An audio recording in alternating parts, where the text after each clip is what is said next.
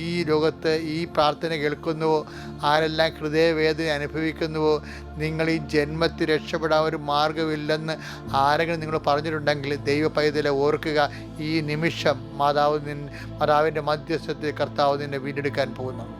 നിൻ്റെ തിരുമുറുവാർന്ന് വലത് കർത്താവ് മക്കളെ ആശീർവദിക്കാൻ പ്രാർത്ഥിക്കുന്നു.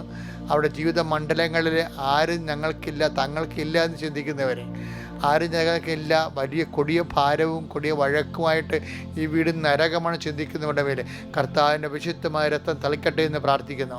എൻ്റെ കർത്താവിൻ്റെ വിശുദ്ധമായ രക്തം തളിച്ചുകൊണ്ട് നിൻ്റെ കഴിവിനേക്കാളുപരി സമാധാനം, നീ ഏത് ഭവനത്തിൽ പ്രവേശിച്ചാലും ആ ഭവനത്തിൽ സമാധാനം ആശംസിക്കാൻ പറഞ്ഞ കർത്താവിൻ്റെ ആശ്വാസത്തിനും ആഹ്വാനത്തിനും അധികാരത്തിൻ്റെ അടിസ്ഥാനത്തിൽ ഞാൻ ഞങ്ങളുടെ മക്കൾക്ക് സമാധാനം ആശംസിക്കുന്നു. ദൈവത്തിൻ്റെ കട നിന്നെ ആവശ്യിക്കട്ടെ. നിൻ്റെ മക്കളെ ഞാൻ ആശീർവദിക്കുന്നു. നിൻ്റെ ഗർഭിണികളായ അമ്മമാരെ ആശീർവദിക്കുന്നു. ആശുപത്രി കിടക്കുന്ന രോഗികളെ ആശീർവദിക്കുന്നു.